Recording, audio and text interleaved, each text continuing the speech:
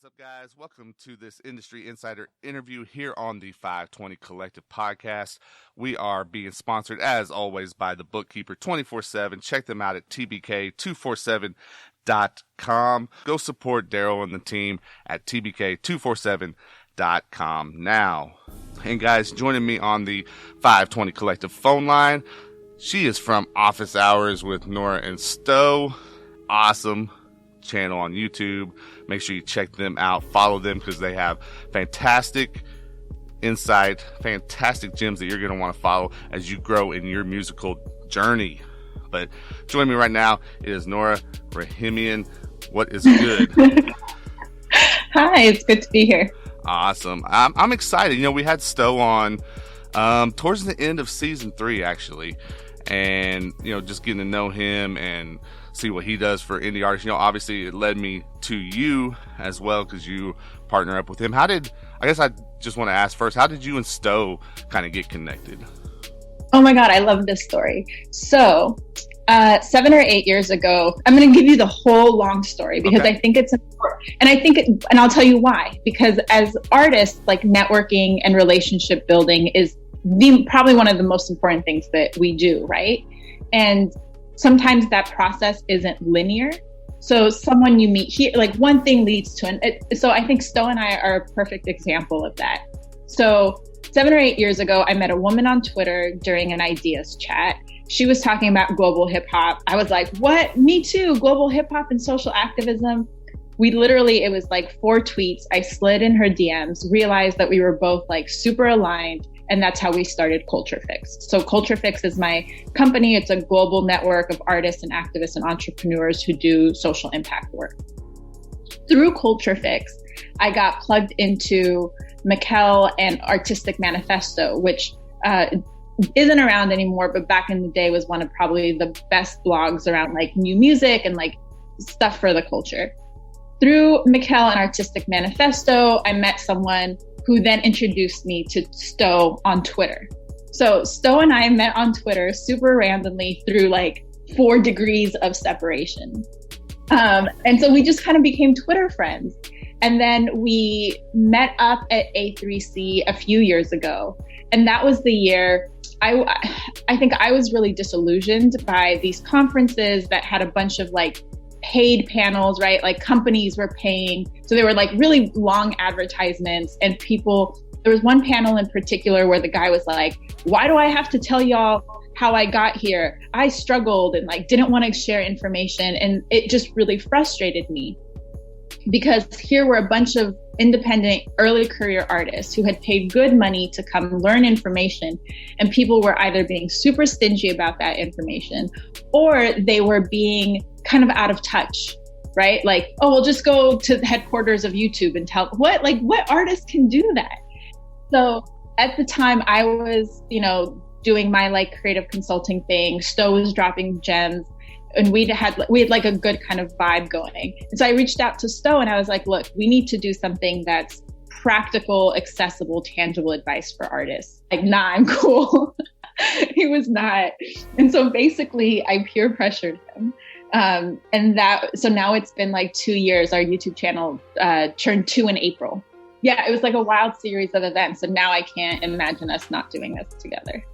Yeah. So you talked about you were doing consulting, but you do so much more than just consulting. It seems like, at least from where I sit. Like, what do you tell people that it is that you do when it comes to working with artists and just sharing this information that you have? I think my purpose in life is to help artists achieve the kind of success that they want. Partly because I think arts is how we change the world. Arts and culture evoke the emotional response that get people to think and feel differently about the things that matter. So really, really, I'm trying to overthrow white supremacy, patriarchy, and capitalism. And I think art is the way to do it. Tangibly, practically, what that looks like is I do office hours with Sto. I run Culture Fix. We connect artists around the world to one another and do a bunch of information sharing and kind of making education accessible around arts and social justice. I produce a hip hop festival called Den Music Fest. And the vision there is to amplify independent early career artists, regardless of social media numbers. We don't look at how many streams you have. We don't look at how many social media followers you have, but really it's about creating a space where good people who are making good music can get a viable platform. And we connect artists to one another there. And then I do a bunch of coaching and consulting. So working one-on-one with creatives of all kinds. Like I work with authors, I work with fundraisers, I work with a bunch of musicians to help them figure out success on their own terms without giving up financial freedom or creative control. Awesome. I think that's it. It's a lot. Yeah, it is. But you're doing good work. That's for sure. Man, I'm always interested to know, like, how did you get into just hip hop in general? Like, I mean, because everyone's story is a little bit different, and I love them. It's unique. I think that hip hop is like one genre of music that just connects to the people that listen to it in just a different way than other genres. It's such a good question.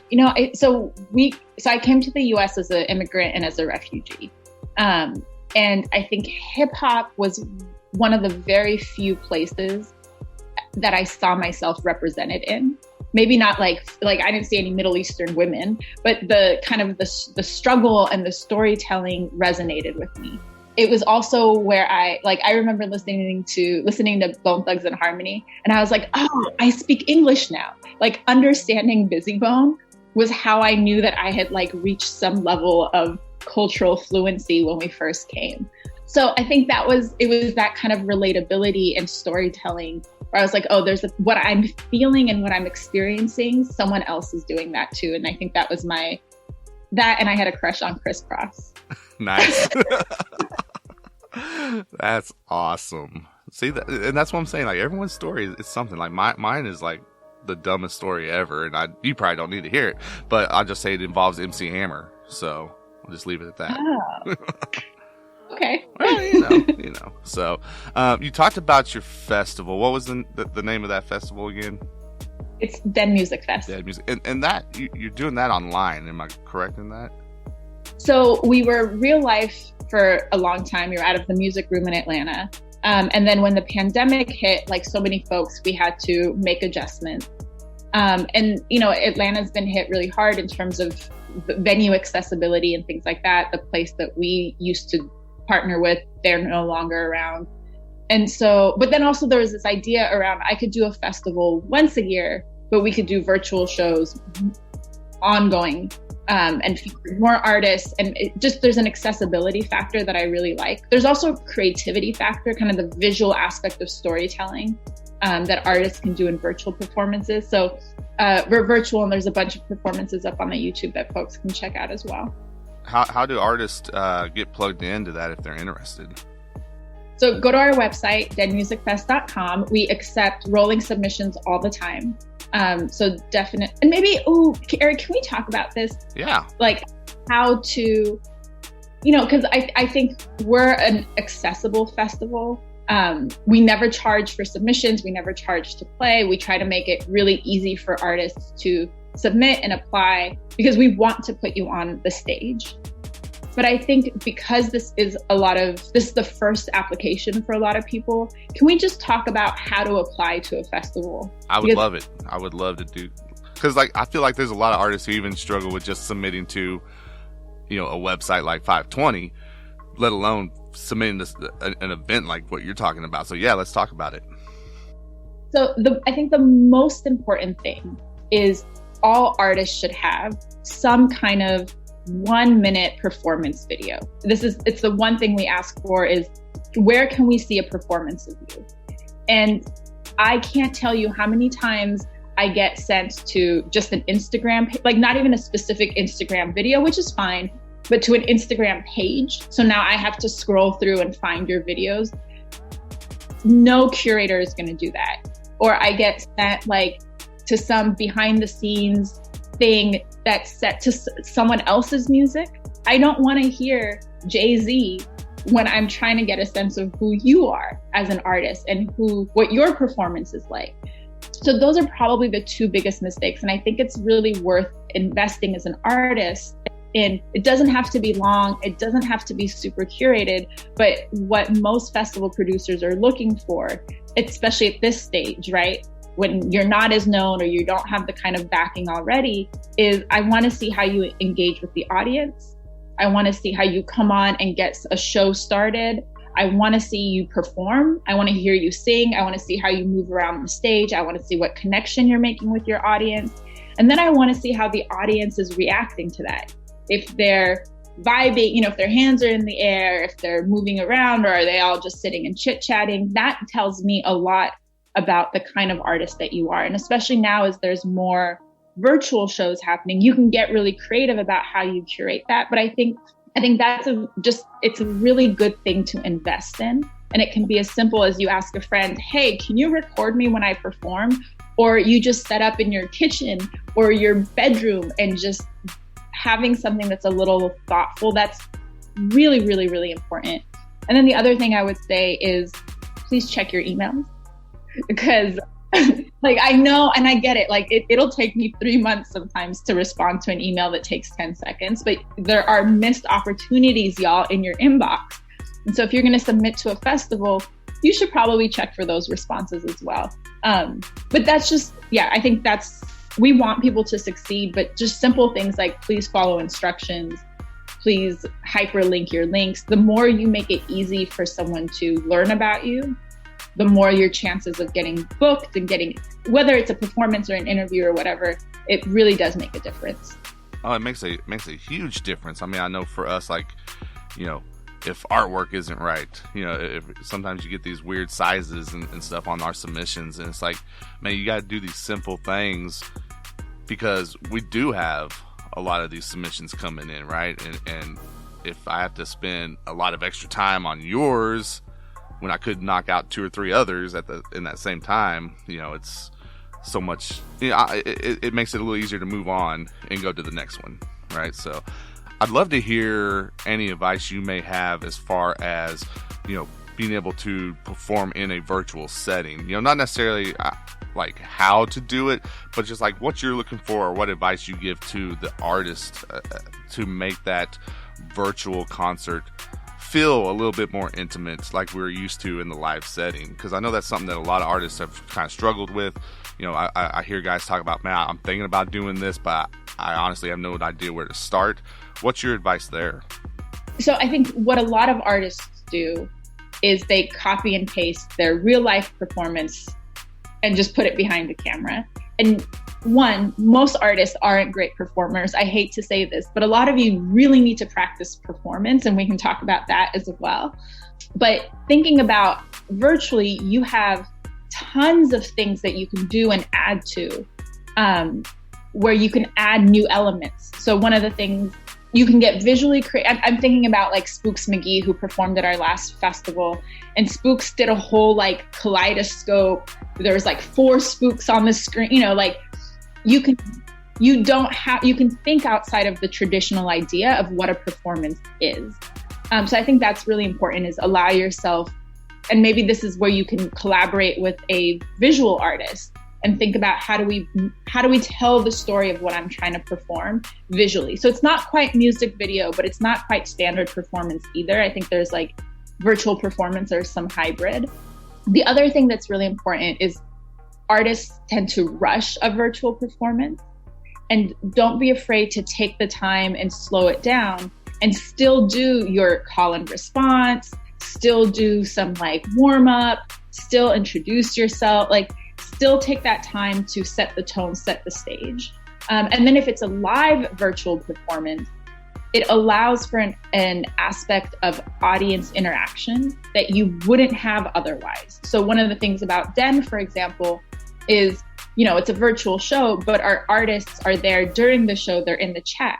And so now you have the chat space as a second canvas to tell your audience, hey, here's a funny story while we were recording this, or you can answer questions in real time, or so it adds another level of engagement. So, it really is, I think, about thinking outside of the box, and it doesn't hurt to do some research and look at other virtual performances that have been done done well. The last thing I would say is it doesn't have to be hyper curated. Like, it doesn't have to be perfect. We're all like, we all know what it's like to live through a pandemic now, a pandemic that is still pandemicking. And so I think the perfection or the hyper curation, people are burnt out on it. Like, who has time to be perfect when we're surviving capitalism and like fighting for our rights and like all this kind of stuff? And so letting fans see some of the imperfection or see some of the like, not that you're like sloppy or messy, but just kind of the real you, right? As if I was like hanging out at home with you. There's an intimacy to that translates really, really well. Yeah. I think it's that that connection is maybe the most important thing there is, right? And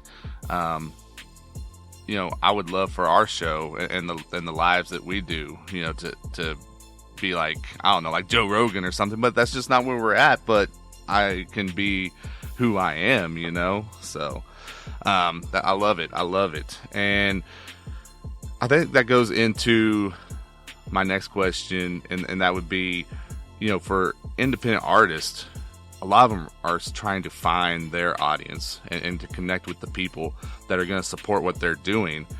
And that's not an easy thing. Or maybe it's easier than we think. I don't know.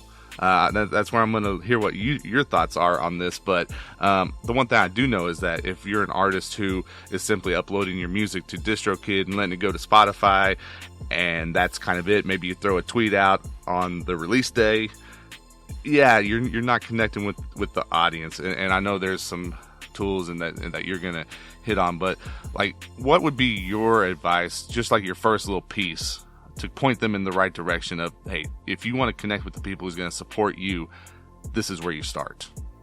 You have to be vulnerable. You have to put yourself out there.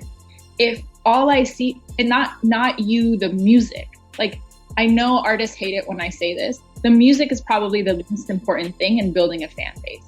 People support you because they like you, because they connect with you, right? Like, and we see brands. Why do you think brands have mascots? Because mascots are humanizing, brands are not, right? So, you know, and not to say like turn yourself into a mascot, but there has to be a human accessibility factor. And so a lot of you, like I don't understand why artists do this whole like mysterious post thing. I don't have time, energy, or attention span to like solve your mystery, especially if I'm not already invested in you. Mystery works when you're like 15 years into your career, right? Then you can be like MF Doom.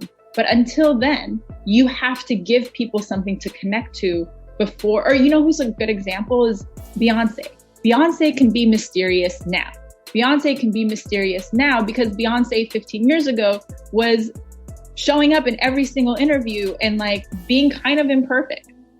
Right? But she couldn't have done that back then when Destiny's Child was first like coming up. She needed to put herself out there and like show us her personality. So this whole like mystery thing is working against you. And I know that there's a vulnerability and it's scary to put yourself out there. Or maybe you don't know how, and we have office hours episodes about all of this. So I really do encourage people to go check out the YouTube channel. But showing the imperfections, showing the process, showing the parts where you mess up or you're frustrated or you're struggling, all of that is so relatable. It's so connectable. And then when I've seen you when you're down, I'm going to be so hyped and excited for you when you're up. Because I remember when your engineer lost the stems, or I remember when you lost your voice and you couldn't perform, or I remember when, you know, you were heartbroken and couldn't work for 3 days. Like, all of that is so humanizing. It's so relatable. And it's going to make me care about your success so that then I trust you. I feel connected with you so that I press play and listen to the song. A lot of artists, I think, make asks, but they don't earn the right to make that ask. And so that's a huge, huge piece of it, is you have to give before you can take anything from your audience. And listen to my song, watch my video, buy my merch, come to my show. Those are all asks that you're making, and people aren't going to do it if they don't feel like you've given them enough in exchange. Yeah. And you mentioned the YouTube channel in there. I want to make sure that we give a chance to plug that. So where do people tap in with what you got going on? Yeah, go to YouTube, Office Hours with Nora and Sto. There's like almost 50 episodes, I think now. I know you also mentioned audience stuff, and maybe we can talk about niche later, but there's a really good episode about finding your niche, because when I ask artists, who's your audience? And they say, everybody. You can't. You will eventually, but at this stage, so we can talk about that. And then I'm super accessible on all the socials at Nora Rahimian. On Instagram and Twitter, and my DMs are always open. I'm always happy to answer questions, or if folks want to set up a one-on-one session. This is really like music is all about relationships. So take advantage of those resources and reach out to people when they invite you to. Yeah, definitely. And guys, again, on the 520 Collective phone line is Nora Rahimian. I was in one of the Twitter spaces that you guys were hosting not too long ago. And one thing that you talked about that I was like, okay, if we can get her on the podcast, I want to talk about this because we haven't done so yet, but I feel like it's so important, is this idea of establishing and getting a newsletter together, right? And getting an email list. I think some artists, and I hate just putting it on artists, I would say even someone like myself, that is doing just some behind the scenes work, right? Like we've kind of bought into maybe some falsehoods a little bit on some of these things where like, oh, well, it's 2022 and we don't need a newsletter because I've got TikTok or whatever, I guess just why is something like a newsletter so important in your eyes, and why should it be important for independent artists? So excited to talk. I feel like there should be like balloons and horns and like newsletters. So one, newsletter, you own those email addresses. And yes, as much as like emails and stuff might change, it's a direct relationship that you can have with your customer, your audience, your supporters. You don't own TikTok, you don't own Instagram, you don't own Twitter, you don't own Facebook, you don't own any of those other platforms. And so and we've seen this, right? Like if Instagram crashes, do you have a way to contact your audience? Or if Elon Musk buys Twitter and decides to ban words like music, hip hop, and link, are you going to have a way to, right? Like these are real things that are happening in our current in our current ecosystem. And so newsletter is a direct, reliable, stable way that you can communicate with people, regardless of what happens on these platforms. I'm not saying don't be on these platforms, but it is a way to, they should speak to one another, right? They act in conjunction with one another. And I know I hear from so many artists who are burnt out on social media. They hate posting. They don't want to.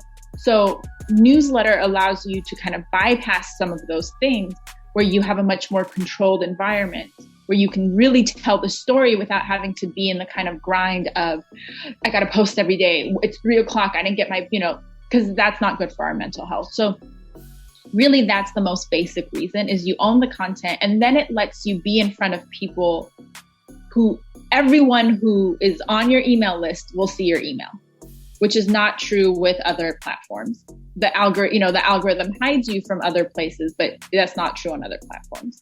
When it comes to a newsletter, I think if that's not something you're used to as an artist, if you're just focused on, I want to make music, but all these other aspects are part of it, but I feel like I don't know what I'm doing.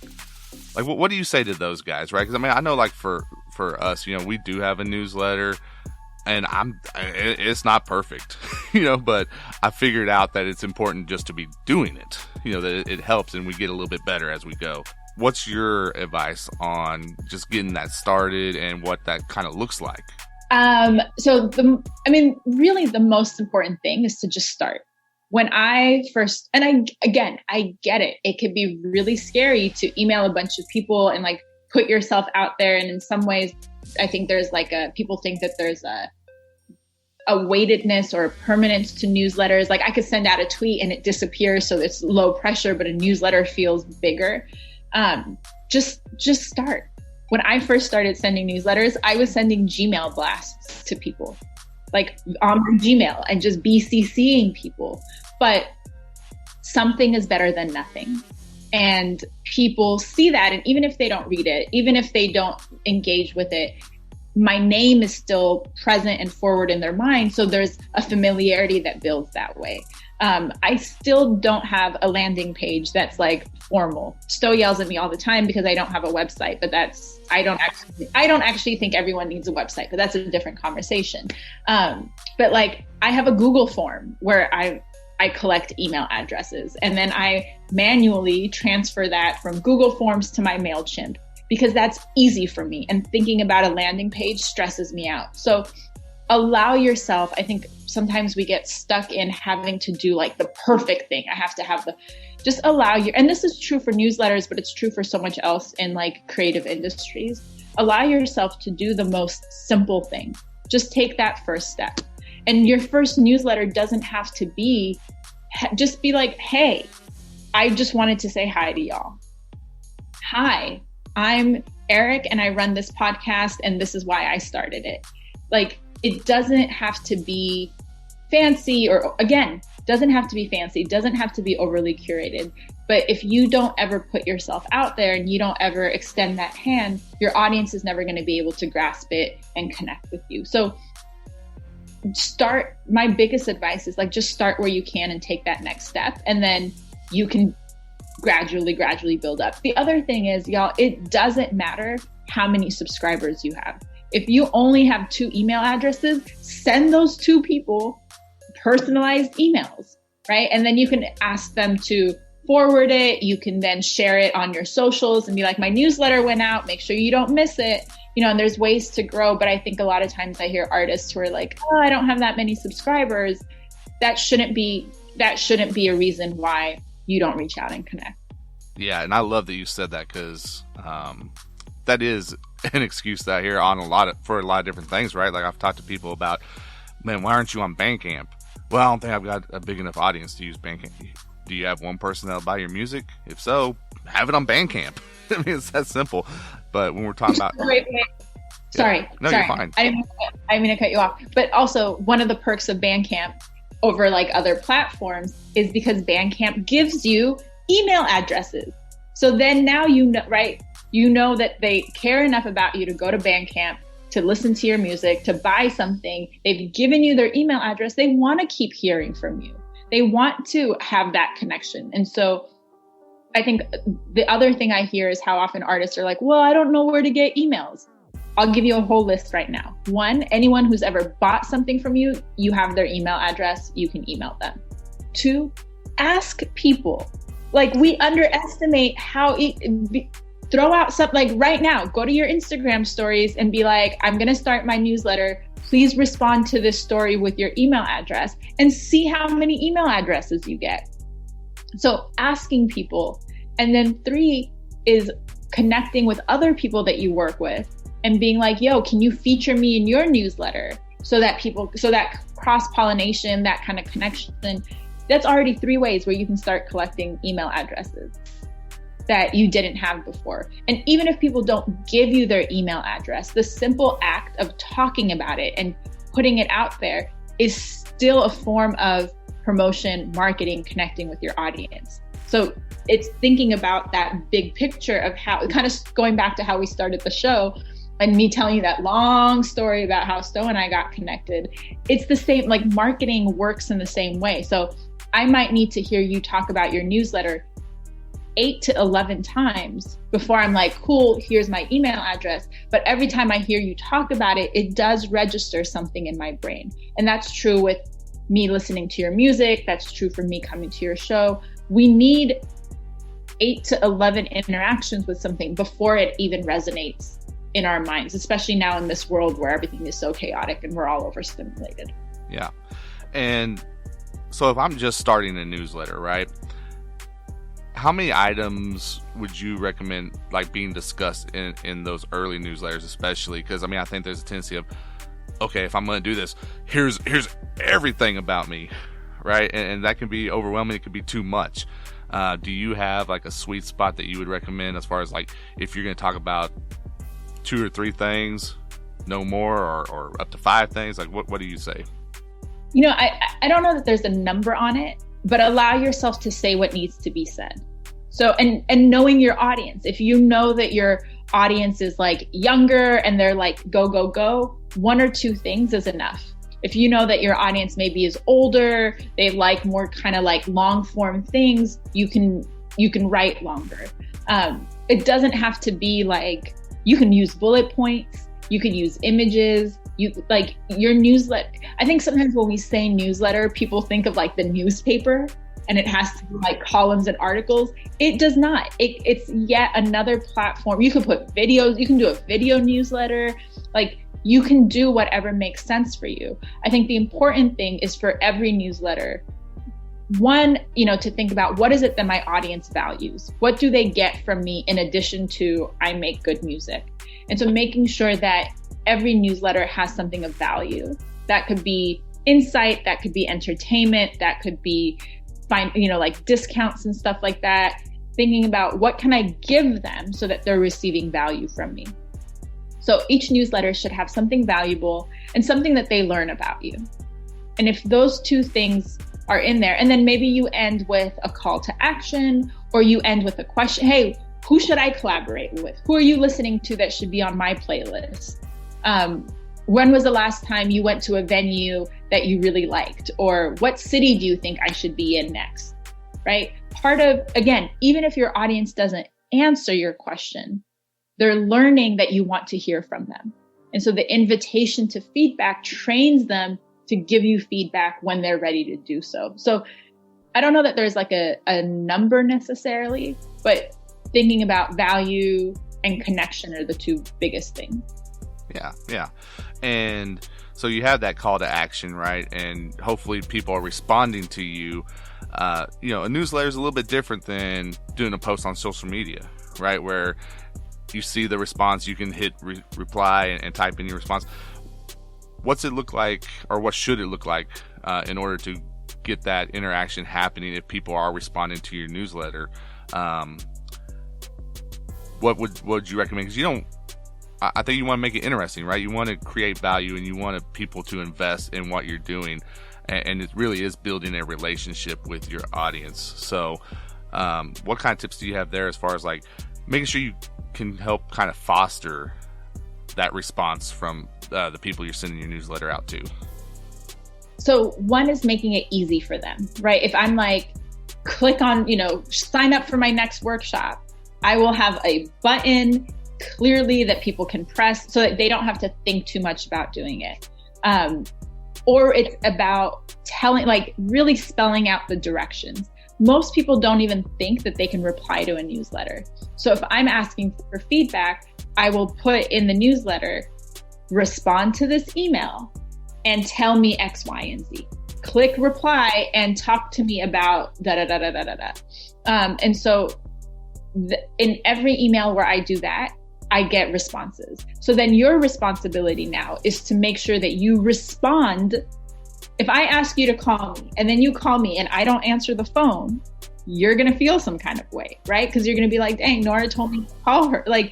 And that's the relationship building part, is if you're asking your audience to do something and they do it, you have to reward them. You have to tell them thank you. You have to make them feel seen, understood, valued, appreciated. So they get a personalized response from you in a timely manner. Goes back to what I was saying earlier. Y'all should really, really check your emails. And then, I think there's also an expectation that a lot of artists have when they try something. And this isn't just artists, like all of us. When we try something new, we just want to be perfect at it from the beginning. And then if it's not perfect, we're like, well, screw this. I'm never going to do this again. And y'all, that's not how it works. And so allowing yourself to experiment with different things. And we can get fancy, like you can, like on a platform like MailChimp, you can split how you send your emails and experiment, see how like this call to action works versus this call to action. But like that's too fancy and we don't need to worry about that. Just allow yourself, like the first 9 to 12 months should really be space for experimenting and trying different things. And you see, oh, my audience really liked when I said this, they didn't like this.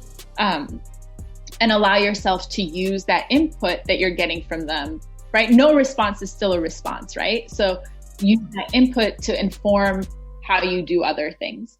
I'll just say to everyone that's listening, from my experience, I said, we're still building our newsletter. We're still figuring this whole thing out, or trying to. I don't know if we ever will or not, but the thing that's worked best for me is just keeping it simple.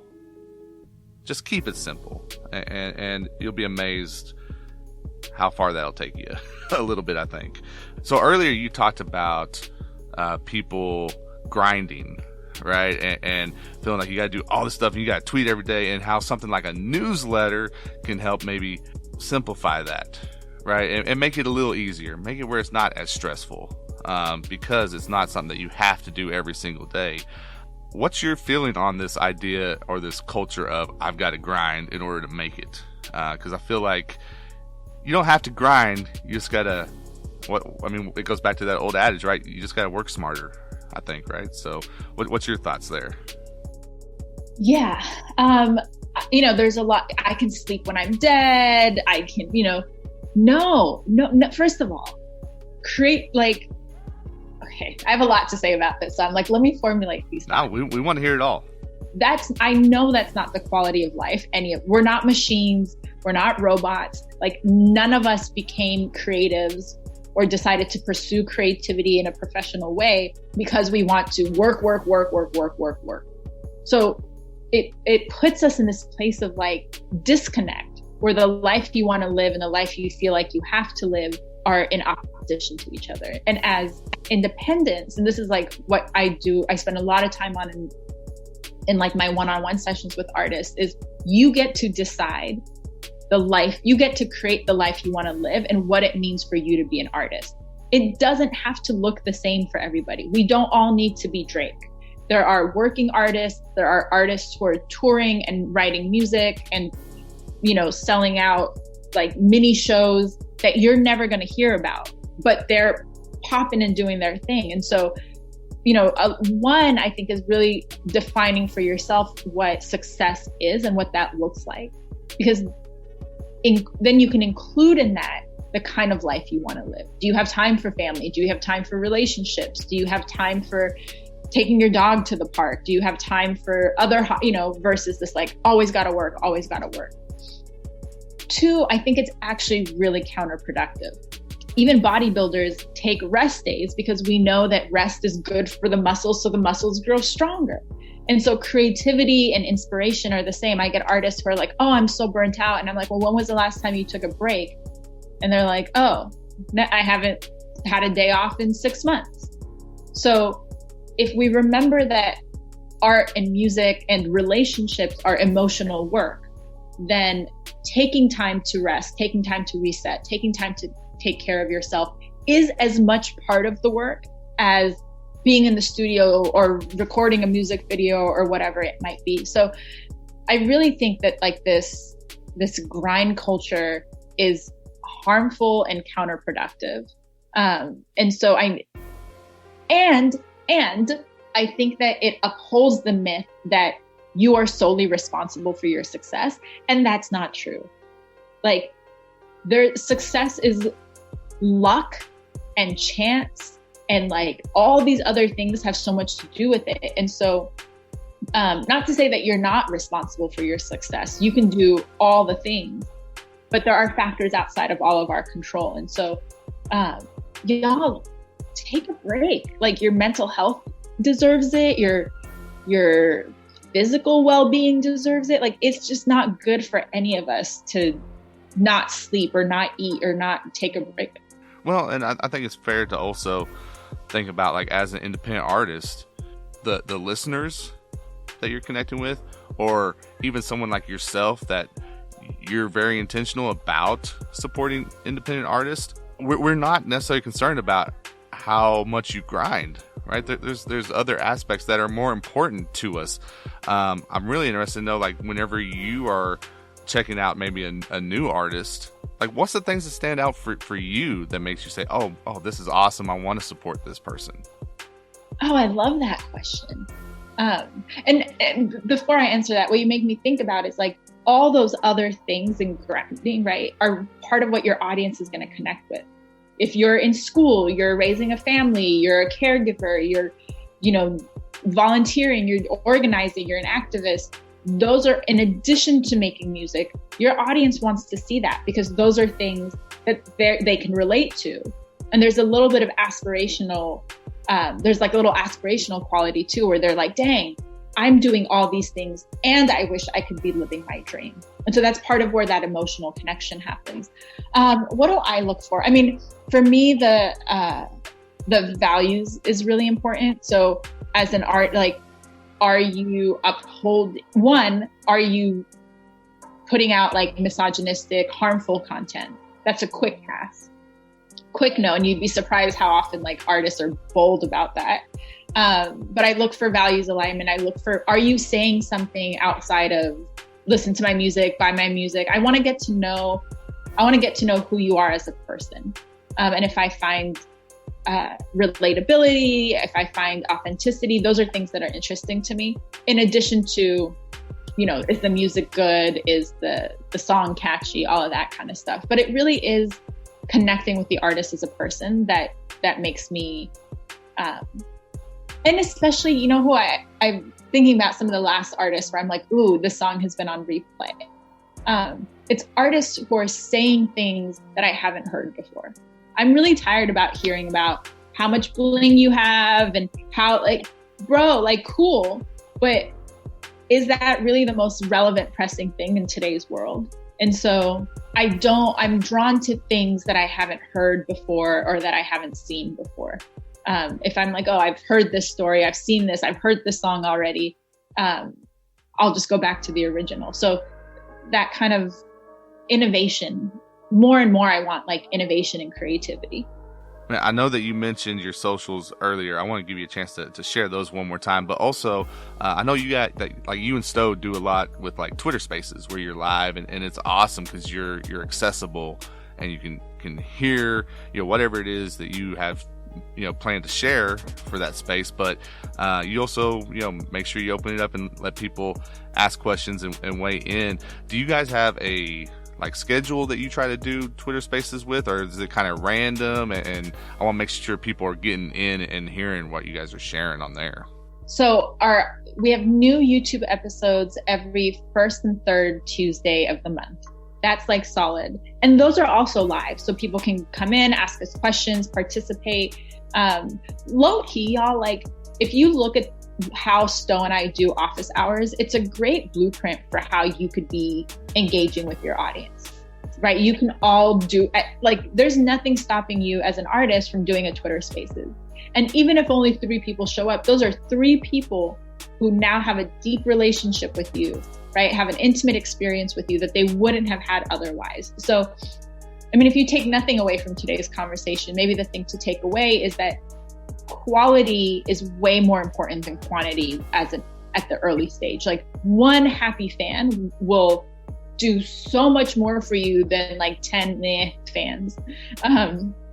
So anyways, I got sidetracked. Twitter Spaces we try to do them once a month. The date kind of changes, but if you follow me, you follow Sto, we always share and promote that all the time. And then, as I said, my DMs are always open. So if you have a question, or tweet it at me and let's have a public conversation so people can learn. If you have that question, I guarantee you 25 other people have that question too. So don't be shy about asking. But yeah, NoraRahimian, Nora Rahimian at Twitter and Instagram. And then all the socials. So I think one thing that kind of gets forgotten sometimes is that for an individual like yourself that's playing, I hate to say that it's a behind the scene role, but I mean, that's kind of what it gets labeled. But, you know, you guys need support, and we need support just as much as an artist needs support, right? So when we're looking at the rest of 2022, what do you got coming up that we can be supporting?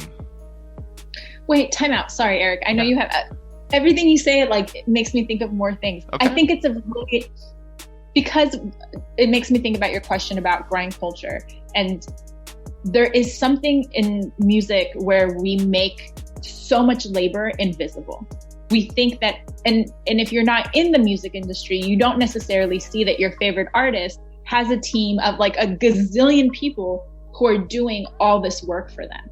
right? Like go look at Grammy nominated songs and look at how many songwriters are credited. That doesn't even include the people who are not credited, who are part of writing that, right? And then I work with artists all the time who are like, I wrote this myself, I mixed it myself, I engineered it myself, I produced it myself, I recorded it myself, I did my own, like, and so part of, I think like this grind culture is this idea that we have to do everything ourselves because the labor of people like me, like you, like artistic designers, like all these other is made invisible.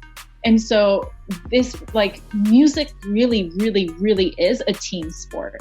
And the more you, and you know, there's a vulnerability in trusting other people and, oh, I tried it and it didn't work out and they screwed, cool, that's fine. Like get screwed over and then try again because it takes time to find like your team. But it really, really is, it really, really is collaborative. And so there's like so much work that does happen behind the scenes that you'll never see, but is just as essential to the success of you being the front facing artist. And so building those really like reach out to bloggers, reach out to podcast hosts, reach out to event producers, reach out, like there's so many people who are part of this ecosystem. And the more you can build those relationships respectfully and intentionally and like from a, you know, give and take perspective, then you don't have to do it by yourself. The same way like overnight success is a myth.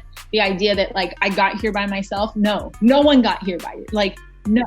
And it, again, it's counterproductive. So yeah, you're right. Like so many of us are behind the scenes and people are like, oh, it's what, you know, they like kind of maybe dismiss or like minimize the value. And this isn't to like hype up our own work.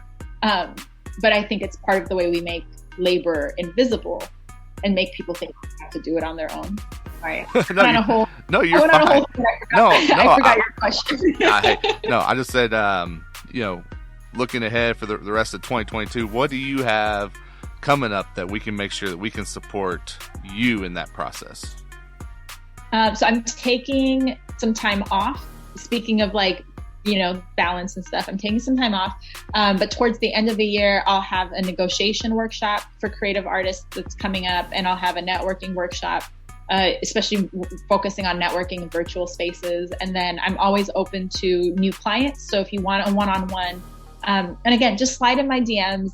And we'll figure something out. If you want to curate a collaborative project, you know, we can always also get really creative together. And so if you're not, listen, honestly, if you're like, yo, Nora seems cool and I want to work with her, just DM me and like, let's brainstorm some ideas. I think I try to be real. I like people, I'm friendly. And so I try to be really accessible in that sense. And so consider this an invitation for us to like brainstorm and see what we can co-create if that sparks you. Awesome. Nora, I appreciate you coming on here. It's been awesome. You've had so many, you know, just gems, you know, I'll use that term, man. I want to definitely, throw out an open invitation to you to come back anytime that you feel like it. I'm sure there's plenty more we could talk about in the future as well. So, but I've loved it, and I hope the listeners have as well. Thanks for having me. This was fun. Yeah, no, I loved it. So, again, guys, make sure you go subscribe to the YouTube channel so you can tap into those lives. Follow on social medias. You guys know I'm just kind of on Twitter, and that's about it because I guess I'm old, and that's just how I am. But I know it's a great Twitter follow, so be on there as well. And thank you guys so much for listening to this episode of the FiveTwenty Collective Podcast. Again, we want to shout out our sponsor, the Bookkeeper 24/7. Check them out at tbk247.com, as well as the rest of our episode sponsors. And we will catch you guys on the next episode.